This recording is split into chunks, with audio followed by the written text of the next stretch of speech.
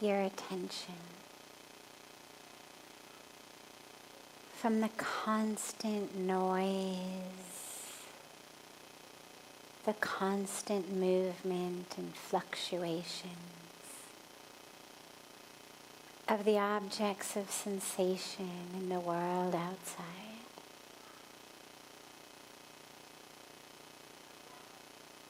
It's not about making them stop or pushing them away.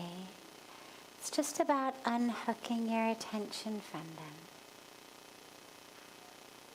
and just allowing the attention to pull inward.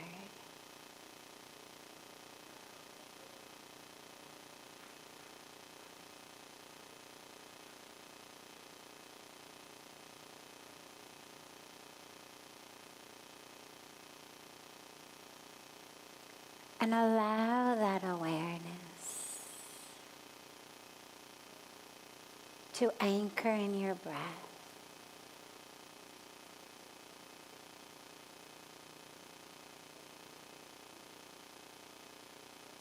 Just see how sharp the awareness can be with every aspect of the breath. As it begins to flow into you,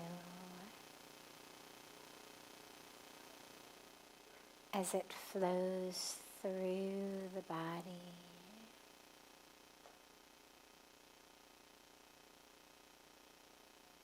as the cells become oxygenated, just allow that awareness to become so sharp that you're aware of every cell being touched by that incoming breath.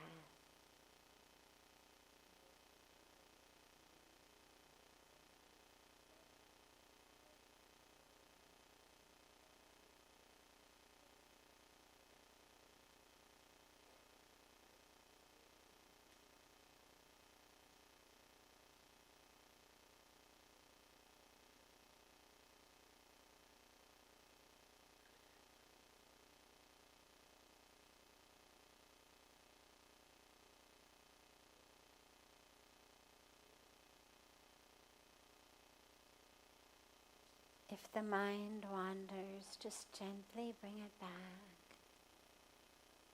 It's so habituated to being hooked into the constant stimuli in the world around us. So it just takes some practice to bring that awareness to the inner world.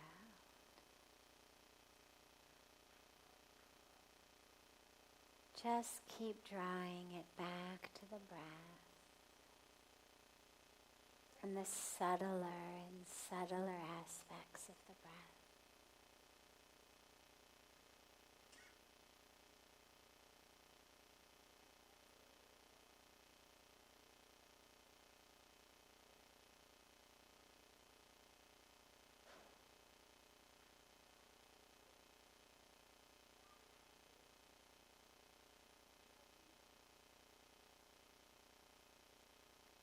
Now for the next few moments, be absolutely sure not to move the body.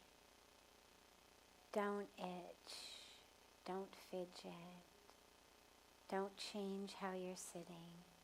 Just however you are, make sure for the next few moments that you just don't move the physical body.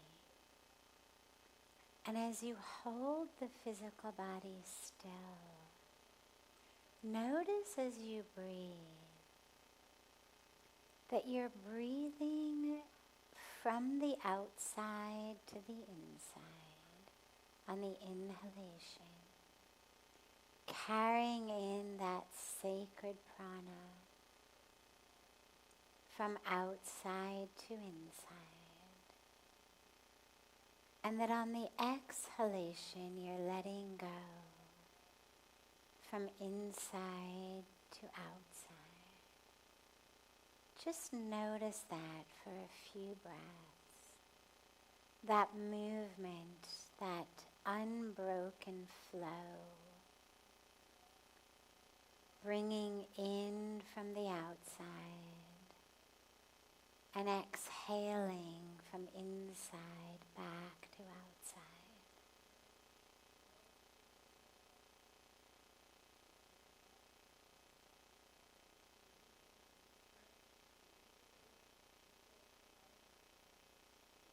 But as you hold the physical body absolutely still, don't move. Notice as you do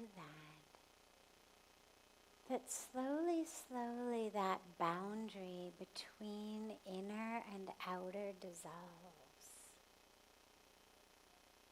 And there is no longer a distinction between the outer and the inner.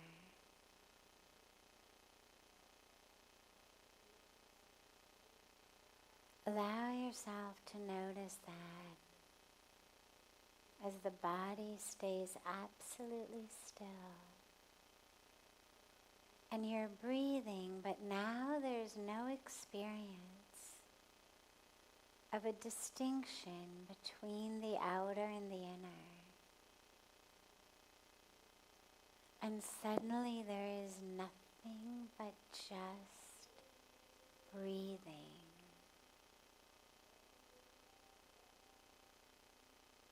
No borders, no boundaries. Just breathing is happening. And you are just aware of the presence of breathing.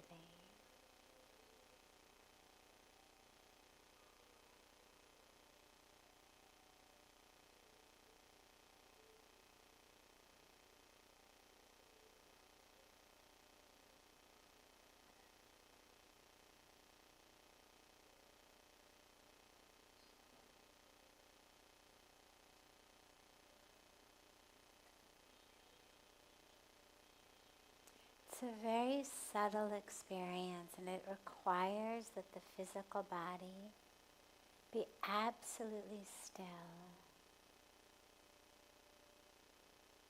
and that you allow yourself to drop into that full, pure awareness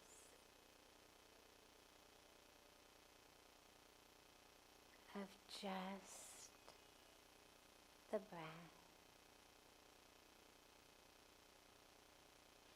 Not your breath,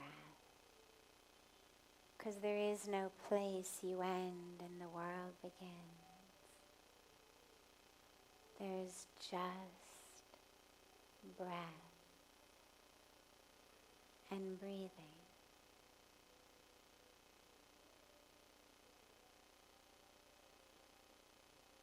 And you are anchored just in the awareness of that which is.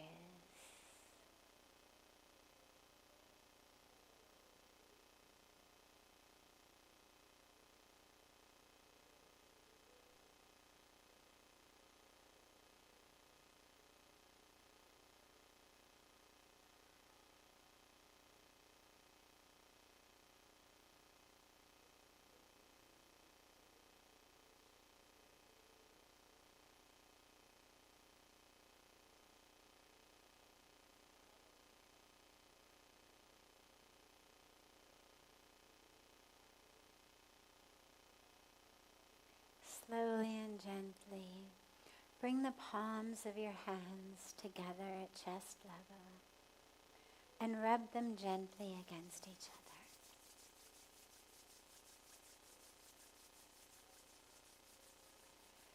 Press the palms of your hands into your closed eyes.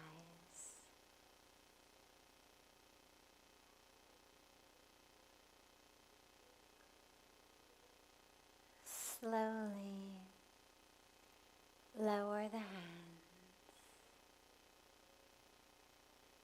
and open the eyes.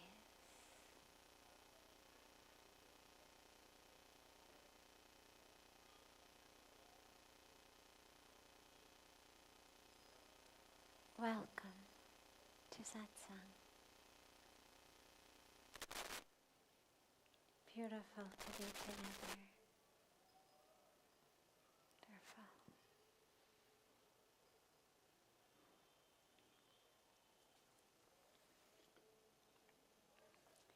So starting as always with a question that's come in advance from our online internet-based family joining from all over the world. Then we'll open it up to any questions that any of you might have. Just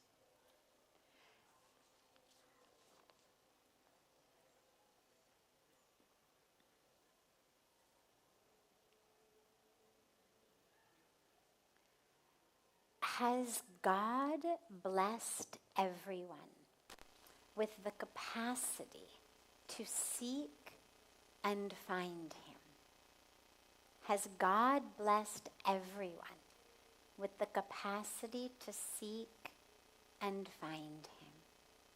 And this has been asked by Sangeeta on Facebook.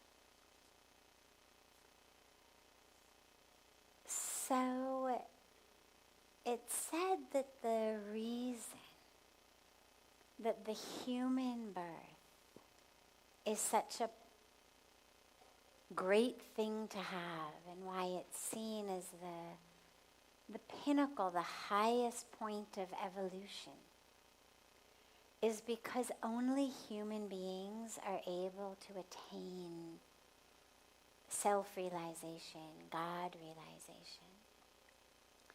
So, yeah, all humans absolutely have the ability not only to seek, but to find.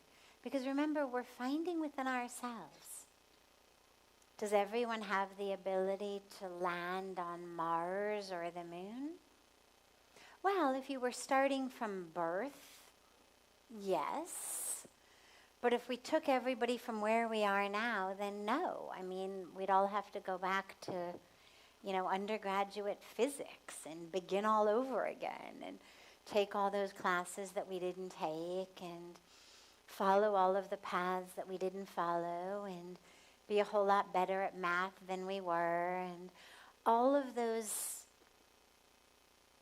sort of forks in the paths of our lives that happened, we'd have to rewind and redo them all over again. If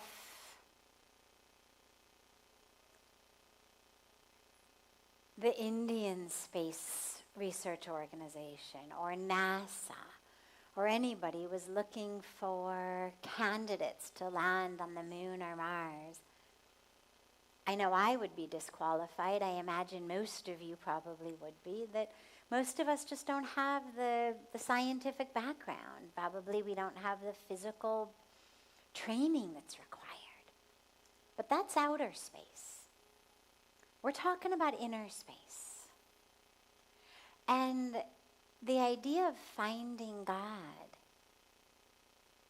well, when we go deep enough inside, that's where we find God.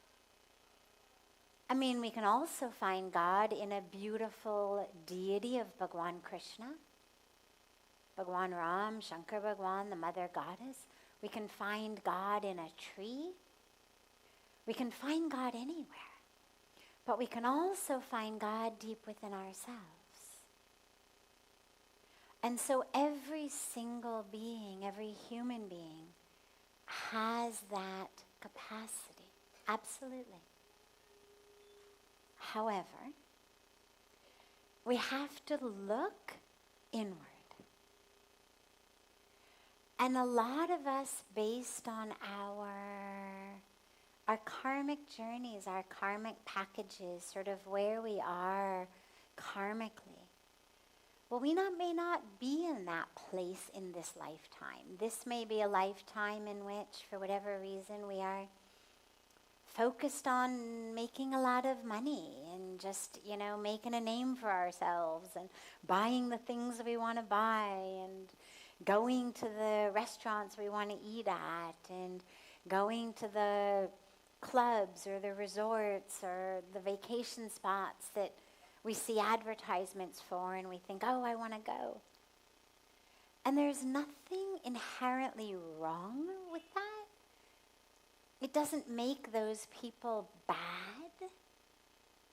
It just means that in the ultimate journey of life, they get to have an extra few steps to actually get to where we're told we are ultimately going, which is that realization. So don't feel badly if you find yourself just drawn over and over and over again. Like you just can't meditate, you have no interest, you just want to shop, or you just want to do something else. Don't feel badly. We keep coming back over and over and over again, sort of refining our spiritual selves. Now that being said, there's beautiful stories of transformations. Beautiful stories of, people who began life in one way and ended up in a totally different way. I'm an example of that, but we've got even more profound examples of that. You have the example of so many Kalidas. So many examples of incredible beings who began life as thieves, as dacoits, as murderers, as people in gangs, as drug dealers, as all kinds of what you would consider like really sort of low on a spiritual totem pole of life. And yet through a whole variety of different types of spiritual interventions, whether it's they get a copy of a Bible or a Bhagavad Gita sitting in jail, whether on death row, whether they end up with a mentor, a guide, a guru, someone who touches them in a certain way, or whether they just have a profound realization one day. It happens in so many different ways, but in all different cultures and religions and countries, we have these beautiful stories of people. Some are, thousands of years old. Some are in the last couple decades. Of people whose lives have been just absolutely transformed. They begin in one way, and they end up in a completely different way. So, even those who feel like, I just can't meditate, I want to shop. Or I just can't meditate because I only want to think about sex. Or I can't meditate because all I want to do is plan my next murder. You still have hope. There still is hope for you. Don't despair. Recognize that you're on a different part of the spiritual journey, but that there have been so many people like you in the past who have actually found the power of incredible transformation in their lives. So never give up. And remember that in so many cases, meditation is, as I guide in these, simple dip your toe in the water experiences of meditation at the beginning of Satsang, so much of it is really about anchoring in awareness. And if what the awareness is awareness that I am sitting here trying to meditate, but all I'm thinking about is chocolate cake, so be it. So that's what you're aware of. You're aware of desire. You're aware of fear. You're aware of hatred. It means we're aware of this veil of Maya, and just you notice it. Wow, that's so interesting. Look Look at how that veil of Maya is just spread across my entire mind and awareness. Look at that. Isn't that interesting? I wonder when, by grace, that veil is going to lift. You just notice it. So yes, absolutely, every one of us has the capacity to seek and to find God. And remember that the universe is also very, very patient. So there's one way to think about it, which is like, use this life, use every minute, use every moment, and we all should. I mean, why waste time? And simultaneously, you don't want to turn getting enlightened or having God realization into yet another item on your daily to-do list that gets left undone. So that at the end of the day, you feel like, again, a failure, that I didn't do it. Don't let your spiritual practice become yet another reason to berate yourself or feel badly about yourself or judge yourself. Okay, if not this life, then next life. If not next life, the life after that. It's going to happen. It's going to happen eventually. We aim for this life.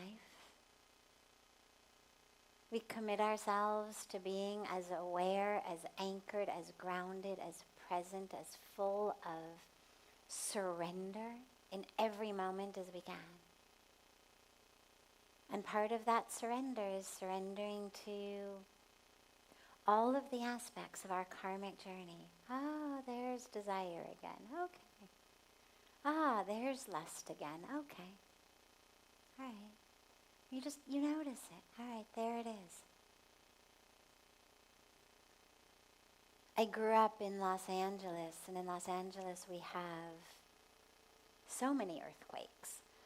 And I remember one time we had some friends visiting from back east at my house, and my parents, and there was an earthquake. And it wasn't even a major one. I mean, it was a shake, but for those of us from LA, it wasn't such a big deal. And this person from back east completely freaked out, started screaming, sweating, eventually burst into tears, like, oh my God, an earthquake. And we all looked at each other and said, yeah, happens all the time. Sit back to dinner. Because we were used to it. Because we were used to daily life being interrupted every once in a while by an earthquake. And you notice it. It doesn't shake you. It doesn't ruin the day. In the same way, when you notice these quakes, these shakes, these disruptions,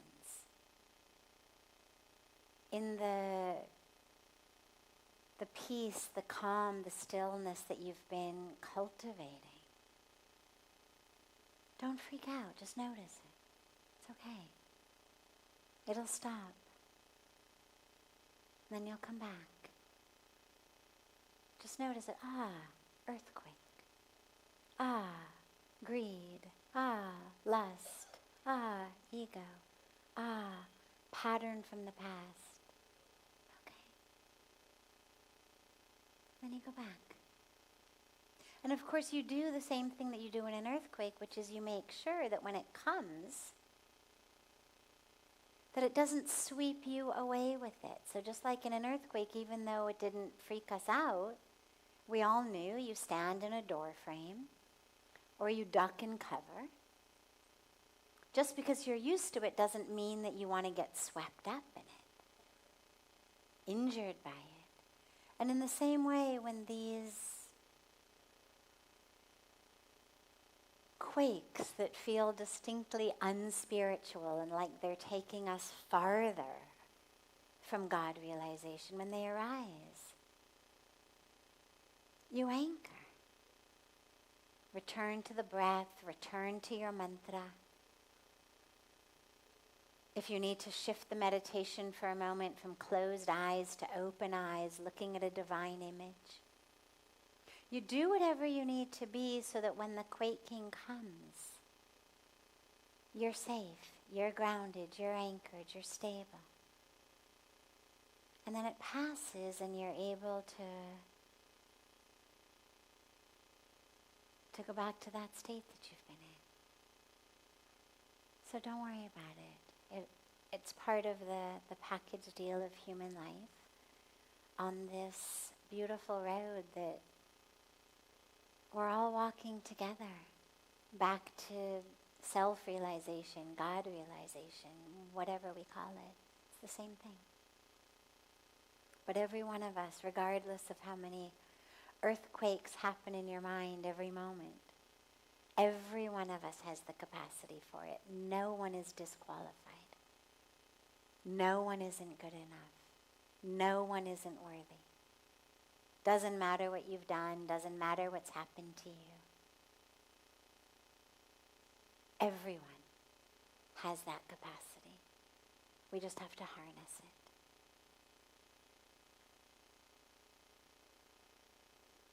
Great. Other questions? Anyone here? Yeah. He's just, yeah. Sadhvi जी कोटि कोटि नमन. मैं हिंदी में question पूछूंगा. Sure. Yeah. So जैसे जैसे हम उम्र दराज होते लगते हैं, तो उसके साथ साथ हमारी लाइफ में कुछ इमोशनल एक्सपीरियंसेस, कुछ इमोशनल मोमेंट्स ऐसे होते हैं जिनको कई बार भूल पाना मुश्किल होता है, और कई बार वो आपके फ्यूचर में कमिंग टाइम में वो लौट के वापस आते हैं. आपको वो थोड़ा सा कई बार हॉरर भी देते हैं. कैसे उनको ओवरकम किया जाए? मतलब I mean it is impossible to delete something जो हमारी लाइफ में कभी एक्सपीरियंस हमने करी है. Wouldn't it be great if the mind had a delete button? Yeah, there's a few computer keys and shortcuts that it would be just so wonderful to bring into life. Delete is certainly one of them. But life is not about deleting things. Life is about dealing with them. And there's nothing that we can't deal with. You don't have to delete them. You just have to deal with them. Yes, we've all made mistakes. Yes, we've all done things that if we had a rewind button, we would rewind and do it differently. We've all done things that we feel guilt about, maybe even shame about. This is part of human nature. We've all had experiences in life that were not necessarily our fault, that happened to us, done by others, done by the universe. That again, if we had a rewind button, we would rewind and undo that. But we can't. Life has no delete button, no rewind button, no do-over button. And so we have to just deal with them. And recognize that they are not you. I remember many years ago, Puja Swamiji and I went to visit a jail near San Francisco. A devotee was working in the jail and invited us to go. And so it was an optional time for the prisoners. Obviously it wasn't mandatory. And they had a lot of different religious people who went, typically pastors and ministers and priests. And we were told later that usually, 3, 4, 6 people would show up to see the minister or the priest. And every single person came to this. Everyone. There was not any cell that wasn't open. Like the hall was packed. And Puja Swamiji said something really, really, really powerful to them. I mean, he said so much that was powerful, but one line sticks out specifically. He said, "You are not your crimes." He said, "You're here because of a crime that happened through you. But you are not the crime. The crime is this much. you are this much. And he said, yeah, you're stuck here until the karma of that crime finishes itself. But stop thinking of yourself as that crime and realize that you are this much.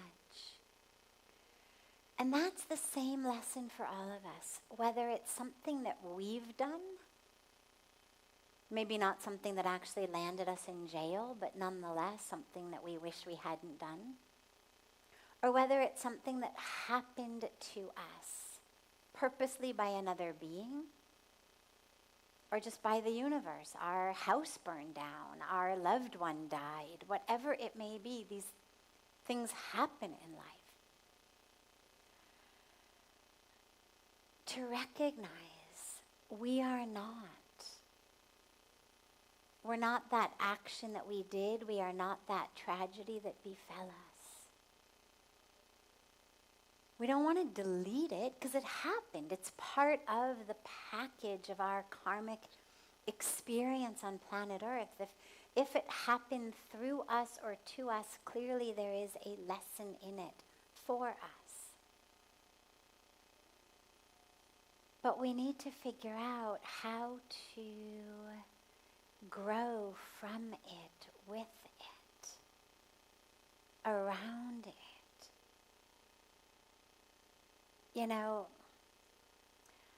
I was studying neurology. That was my academic background. And one of the things that I love about neurology is how the brain works when it gets injured. And so, for example, if the part of the brain that's dedicated to sight gets injured, gets damaged, so that the person can no longer see, the person goes blind, something very interesting happens, which is that the parts of the brain dedicated to hearing or smell, they grow. They start taking over the area that used to be dedicated to sight.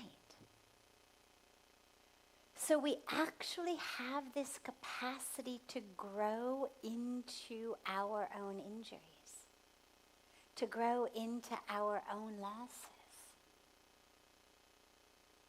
to grow into those difficulties. It's not that suddenly that part of the brain is damaged and it's just dead and over. The brain is a constantly living, changing sort of organism of its own. And we're constantly changing and adapting and growing based on what is happening in the brain. And of course, the younger you are, the more the brain is able to do this. But nonetheless, it stays constant throughout our lives. And so the same thing is true, not just in the actual neurons of our neural capacity, but in terms of our whole karmic life.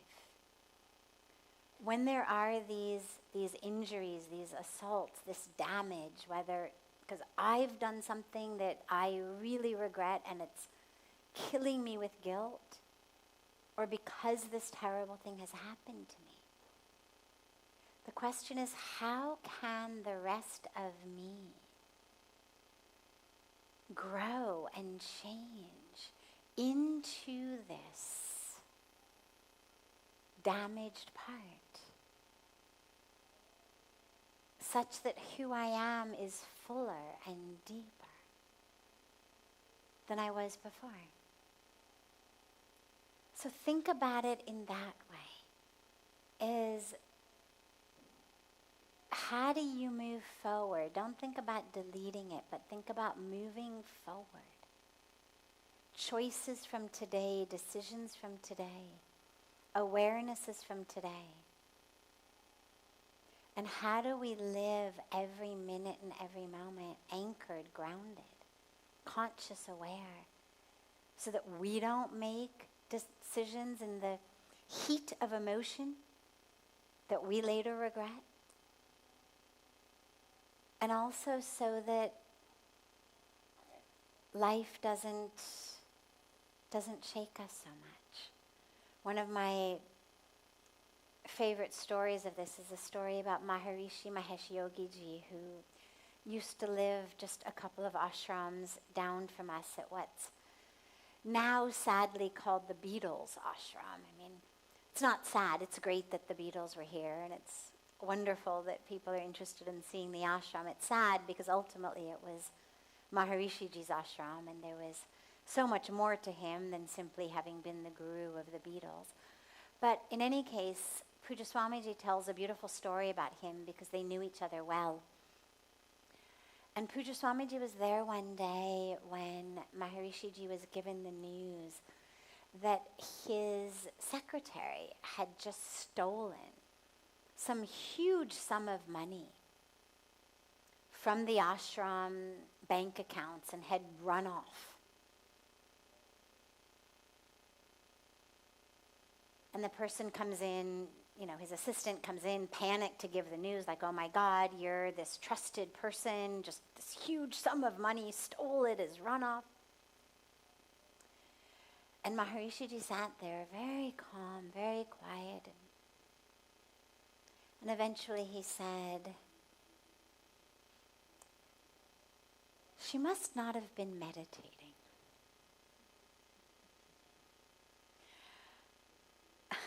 Right? I mean, I love that. Just like his heart was sort of broken in compassion for the fact that someone could fall so low as to steal money. Not, oh my God, the you-know-what, how dare they betray me. But just, must have not been meditating. So that's what we're looking for, is that ability, that equanimity that Bhagavan Krishna speaks about in the Gita. Yeah, things happen in life. Life happens. We happen to our own life. But how can you maintain that state of equanimity? Not indifference, not apathy, not callousness, not disconnection. Full presence, full connection, full spectrum of possibility of feeling and thought and emotion. But not tossed around like the waves of the ocean on the whim of someone else or something else. Yeah, other questions?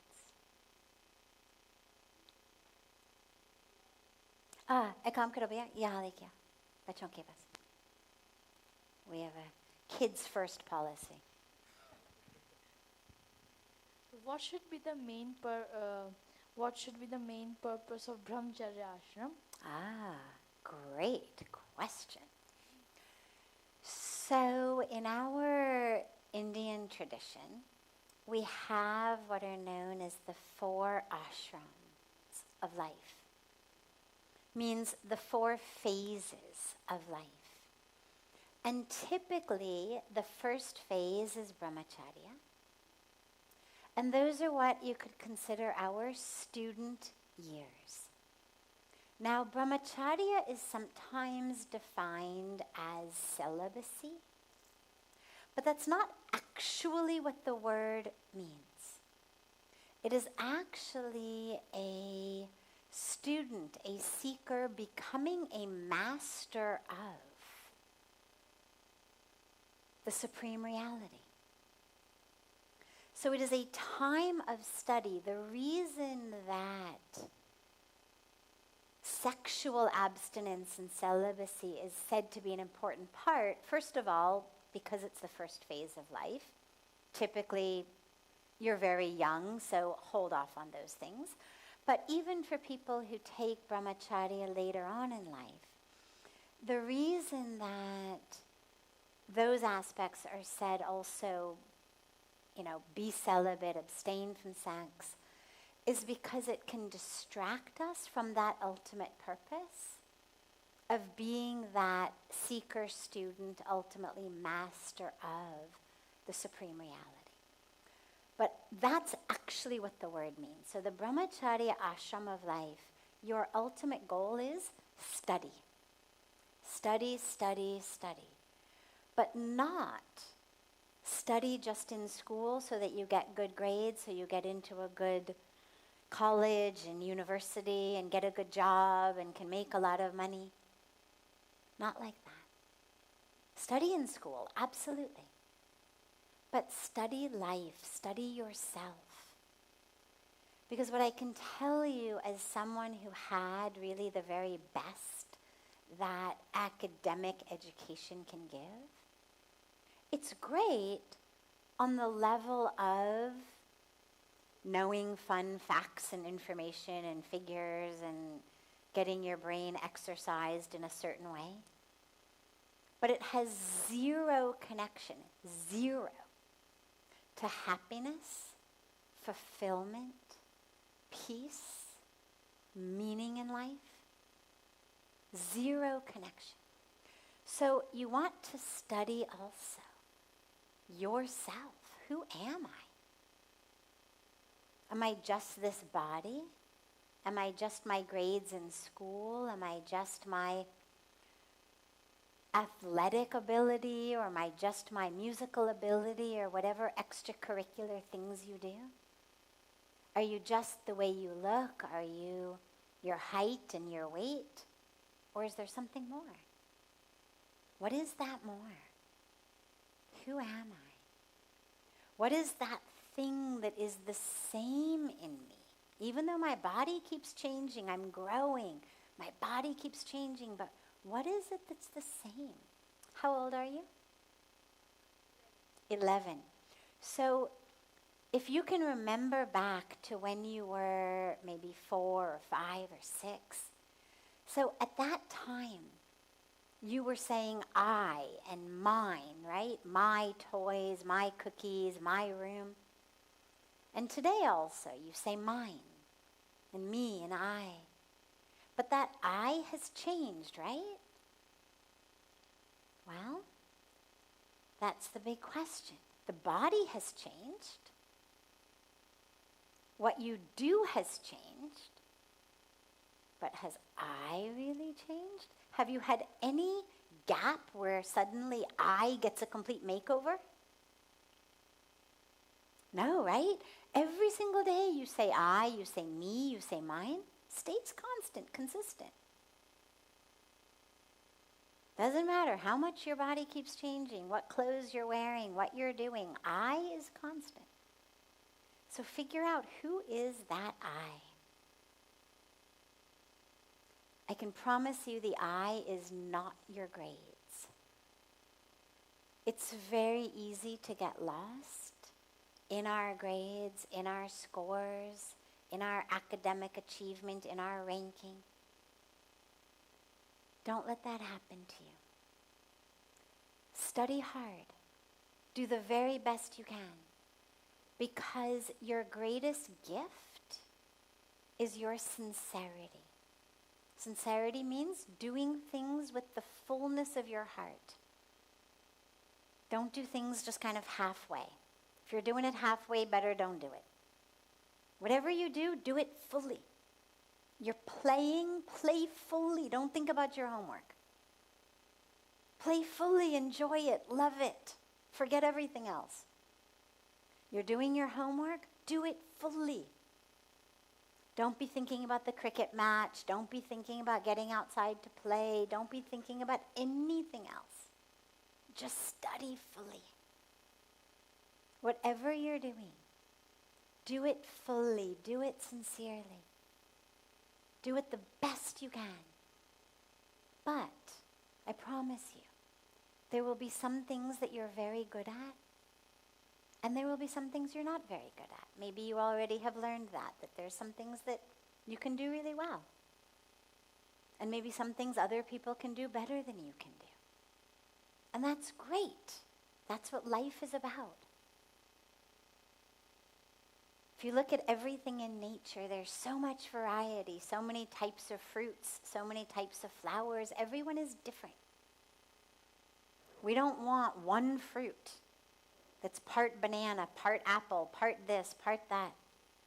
I remember one time I was in Los Angeles with Puja Swamiji many years ago. It was right when GMOs had just started. And my mom handed Puja Swamiji an apple. And she said, taste it, taste it. She said, it's a surprise, taste it. And he loves fruit, so he said, okay. So he takes a bite of the apple, and he says, this apple tastes very different. My mother said, it's a grapple.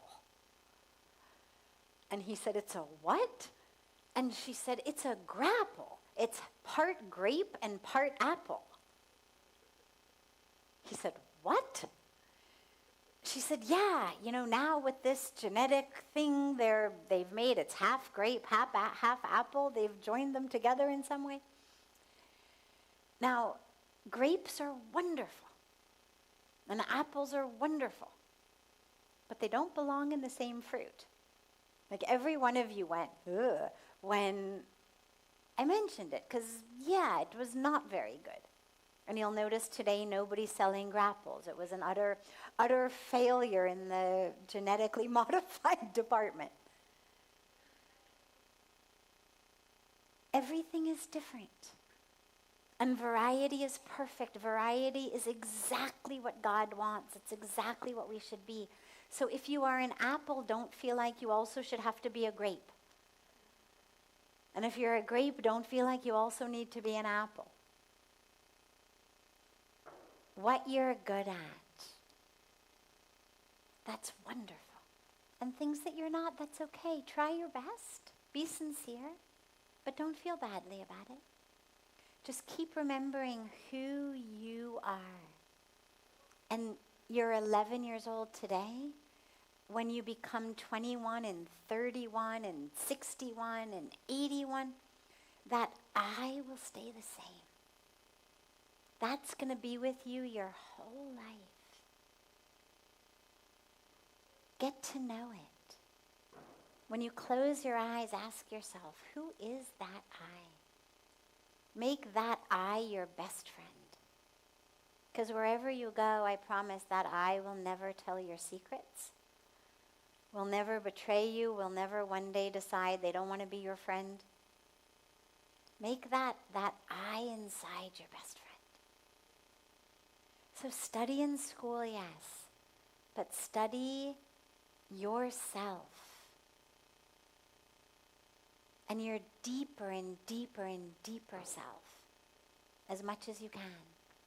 And really ask yourself all the time, what has God put me here for? How can I serve? You've got such beautiful hands and legs and a beautiful mind, a beautiful heart, a beautiful body. Now, at 11, there's only some things you can do. When you become 15, you'll be able to do more. When you become 20, you'll be able to do more. And as you get more and more knowledge and more skills, ask yourself, how can I use this to help others? And it may be big things, it may be little things, it doesn't matter. Every one of them is important. Okay? So this Brahmacharya phase is very beautiful, very important. And it's the phase in which you go from being a student and seeker to being a master of that whole divine truth. Wonderful.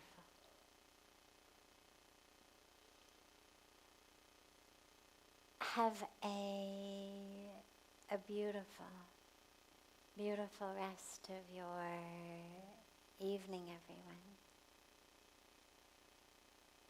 A beautiful morning and day to our family joining us online. And I look so forward to seeing you all tomorrow. And if I didn't have a chance to take your questions today, we will take them in the beginning tomorrow. I'll take them first tomorrow.